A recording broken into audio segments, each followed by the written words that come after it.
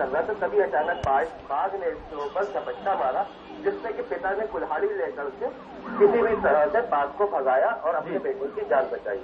जी, इससे पूर्व भी सर यहाँ पर कई प्रकार की घटनाएं लगातार आ रही हैं कि बाघ लगातार ह्यूमन्स के ऊपर हमला कर रहा है, जिससे साफ साफ यहाँ तो ये भी प्रतीत होता नजर आ रहा है कि कहीं ना कहीं ऐसा तो नहीं है कि बाघ कहीं नरभक्षी हो गया हो, क्योंकि 2 दिन पूर्व भी बाघ ने उस महिला फूलवती की। शायद बड़ा सवाल तो ये भी है कि इस क्षेत्र में बाघ क्यों आ रहे हैं? वन्य अधिकारी क्या अपनी तरफ से कारगर कदम नहीं उठा पा रहे हैं, या फिर इसके पीछे कोई और वजह है? क्योंकि ये पहला मामला सामने नहीं आया है।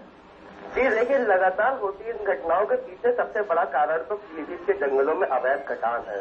पीलीभीत के जंगलों में लगातार अवैध कटान जारी है, जिस पर वन विभाग अपनी आंखें मूंद कर बैठा हुआ है। दूसरा कारण यहाँ पे अभी जैसा कि शारदा नदी का भी कहर बरस रहा है और जंगल का करीब 7 हेक्टेयर का टुकड़ा पानी में कटान में जा चुका है, जंगल के अंदर पानी भी भरा हुआ। दूसरा कारण इसका ये भी माना जा सकता है, परंतु बाघ की जो चहलकदमी है वो करीब 6 महीने से लगातार आबादी वाले क्षेत्र में जारी है, और उस समय पर बाघ का ऐसा कोई प्रकोप भी नहीं था। हालांकि आला अधिकारी और वन अधिकारी इस समय बाघ का आबादी में आने को सीधा सीधा ये कह रहा है कि जंगल के अंदर पानी है, परंतु ऐसा कोई कारण मुझे तो समझ में नहीं आता है। जी, शारिका बने रहे हमारे साथ। हम दर्शकों को समाचार प्लस की एक्सक्लूसिव तस्वीरें दिखा रहे हैं, जिसके तहत जो बाघों की चहलकदमी है वो उनके निशान से साफ तौर से दिखाई दे जाती है। जी हाँ, ये वो खेत है जहां पर किसान खेती करने आते हैं रोजमर्रा की तरह, लेकिन कहीं ना कहीं उनके आसपास बाघ के रूप में मंडरा रहा होता है खतरा।